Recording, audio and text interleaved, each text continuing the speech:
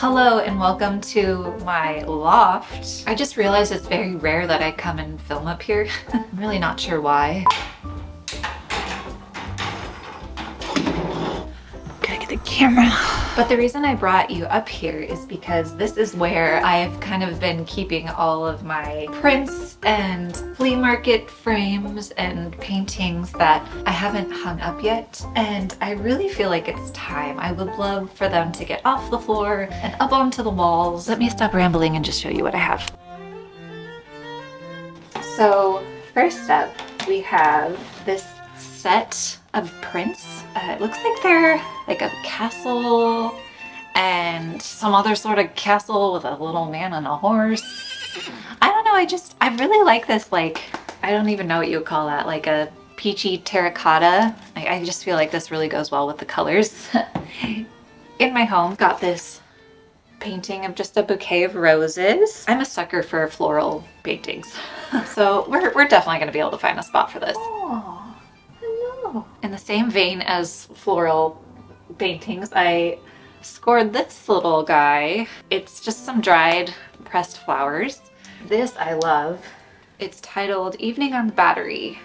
Now these are a set. They're not thrifted, they're not vintage. I bought them new a couple years back. They're from the Drew Barrymore home collection. I just loved the faces and the yellow, of course, and this is also a set that would look really nice together, or, you know, two end tables, just something. That is all the framed stuff. Oh my gosh, emoji for everywhere. As for non-framed artwork, this I love. Jeff got me this from his trip to Amsterdam. We both love cats. We both love cocktails. So this is kind of a cool print. It's just a man and a fancy lady looking like they're at the opera, I think. Ooh, you see this lady in the back? I actually have one more huge one. Hold on. It's huge. Can you see? So I'm holding it down with some issues of Real Simple magazine. Anyway, this is a print that I got a couple years ago now and have never framed, have never hung up. I love like the art deco-ness of it. I love the cat and the cocktail. I think this would be just beautiful above the fireplace or above my little bar area or in my entryway. Honestly, people can walk in and they know that this is a house that appreciates cats and cocktails. I don't know if you've really seen my apartment from the loft space before. It's such a special thing to be able to see like your home from above and you get a really good sense of your layout and everything. Like I can see like this spot above the TV could use some art, I think. Oh, hi Mochi. Should we get the show on the road? Let's do this. So later that week, I gathered all the art in question into one spot and got straight to work on taking measurements. Well, sort of.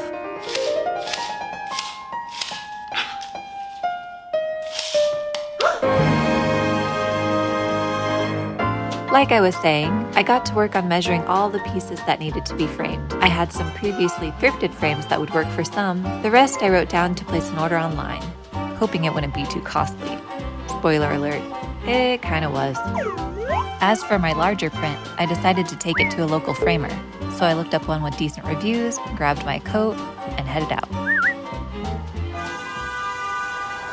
So here's the thing about filming in public. You can either hold the camera up like this and try to get a flattering angle. Well, that's not working. You can either hold the camera up like this and try to get a flattering angle, or you can be more covert and hold it down, but give yourself a lot of grace when you edit. If you want to be humbled, start a vlog. So all those glowing reviews I read were right. This framing shop was owned by the nicest man who has been running the business for over 30 years. He helped me find the perfect frame for my prints, which would be ready in 2 weeks. I will. Oh my gosh. You want to talk about artwork? Let's cheers our non-alcoholic spritzes. Cheers. For a damp January. So Jeff, do you want to tell us a little bit about these prints you have behind your TV? Yes, this is kind of my foray into getting things framed that I never done before. I moved into this place. This one is Sweet Smell of Success. Chiaroscuro, black and white, New York photography. Really, really acerbic, biting dialogue. Every word hurts. It's just painful. Okay, so what's going on with this guy and this woman right there? Right. I feel like it looks like it's some kind of romantic conversation, but he's having an argument with his sister. Yeah, and there's Tony Curtis manipulating this woman, and everybody's just manipulating each other, and it's horrible but awful and fun to watch. This movie is The Man Without a Past. It's a Finnish movie, though this is a German poster for a Finnish film, and I love the emotion in this poster, and the movie itself is just so simple and beautiful and warm and hilariously funny, and kind of a throwback to older times. It was made in 2000, but looks like it could have come from like a colorized film from the 30s or something like that. Now this is beautiful. It says Solomon at the end. And it does, yeah. Tell us why. So yeah, besides the two framed movie posters, all the other artwork and everything else on the walls in my home is are paintings by my grandfather. He and I also had the same first initials, so J. Solomon, so it looks like it's actually like I did not paint these, but my grandfather was a wonderful painter. And the color red goes perfectly with your space because you have a lot of red. Yes, everything in my home is either black, white, or red. I'm colorblind, and and red, bright like fire truck engine red is like the only shade of red that I can see. So I'm in Jeff's bathroom. We have a Campari print. We love Campari. Some sort of comic book thing. What's this? What's this?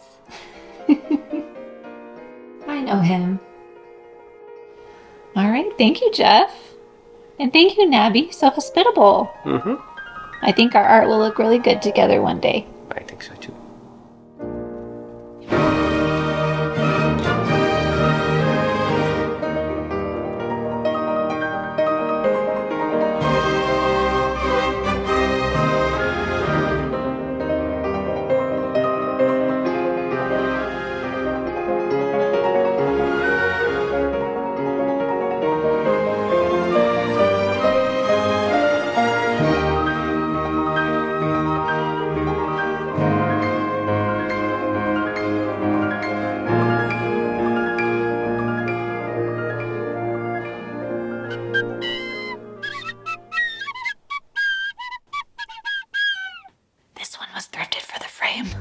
So I will be replacing whatever that is.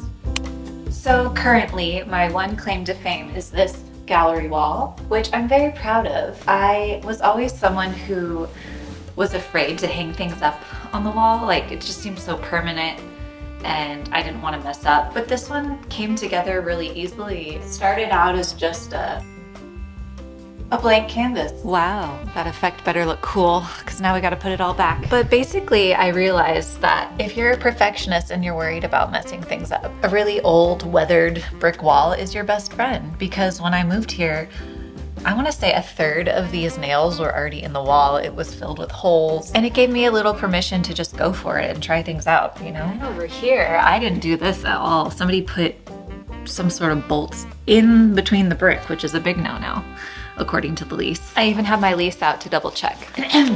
Tenant will not paint any exposed brick walls or wooden trim doors or windows that are presently stained. Tenant will not make holes in the brick, only in the mortar between the bricks, and only for shelves and pictures. Perfect! That's all we want to do. Wait a minute, no pets. Just kidding. And now for the piece de resistance. One moment. Ta-da! It's the lady we've been waiting for. She finally arrived and she's beautiful. And I kind of needed to see how this looked first because I am thinking she's gonna go above the fireplace, which will just influence where everything else goes. It's not bye-bye Birdie. It's just Birdie go elsewhere. I'm thinking up in the loft as I need some color and brightness up there.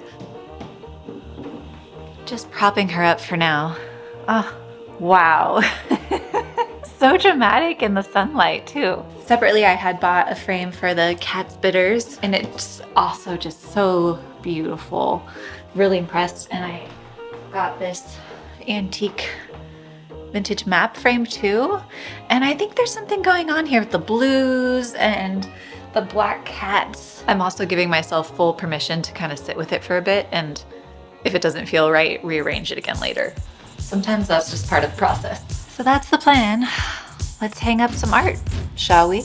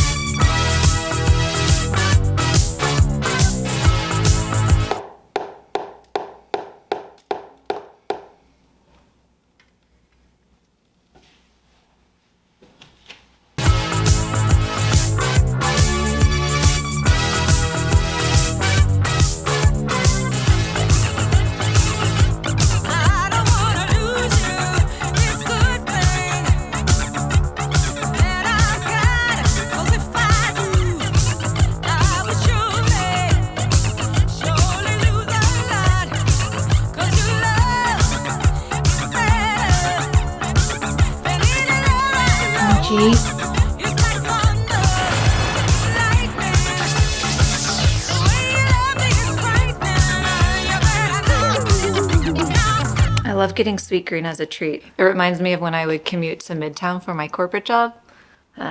Good times. Here's how the wall is looking so far. You like it? Okay, she wants to go. But I really like the color story. It's a lot of like soft blues and browns and tans. And I think for the lady, so originally I had thought about putting little paintings on either side of her, but I don't want this to get too busy with too many gallery walls. I already have one here, one there, and I think just it's kind of nice to break up the eye and have one striking piece. However, I do think it kind of needs something. And what about sconces? What about sconces? Did we not even think about sconces? So I had originally ordered these sconces to go up in my loft bedroom because there's not really a good outlet by the bed. But what if I use them like, that could be really beautiful. Sconces, who knew? Okay, I'm gonna eat my lunch because we have a lot more to do. So, fueled by sweet green and a can of Olipop, I got to work on the kitchen. This painting I'd been saving to hang above the stove, and these terracotta prints felt like they belonged here too. During this whole process, I was surprised to learn I'm not the perfectionist I thought I was. I kind of just eyeballed everything and went for it, and luckily it worked out. I really love how warm and cozy this little corner turned out. Things look good until we got to my entryway. Okay, so this is a perfect example of something I need to think more on. It's a tricky spot because of, you know, the intercom, the fuse box, the light switch. This print is meant to hang up like this. Maybe I could get one that goes this way. Also, this one here is a little too small to really fill out the space, but anything bigger is covering up the light switch, so trial and error, trial and error. It's Mochi's lunchtime. And this is my... So this is the state of the rest of the entryway. It's a mess. Actually, don't look at this. I think it would make a great future video to redo this area. It's kind of become the shipping and receiving department of the apartment. So stay tuned. After that, it was time for the birdies to fly up to the loft. The tripod too, of course. All right, we are back up in the loft, and I was thinking of putting my birdies up over this little console table. Just propping it for now. I think that could look really nice and just give it a pop of color. And then, what if my two ladies, similar yellow color palette, were stacked right here? That could be kind of cute. And it's a brick wall, so the stakes are very low. Let's give it a try. Because I had had such an easy time with my other brick walls, I thought this one would go super fast. But turns out it was one tough cookie.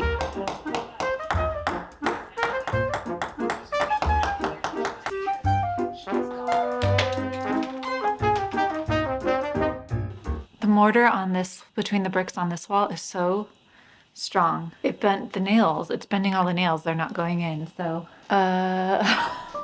I I managed to hang up the painting, but just barely. It really tested my patience and drained whatever energy I had left. So I decided to save these ladies for when I could borrow an electric drill. Rome was not built in a day, and certainly a 30-something's apartment was not decorated in one either.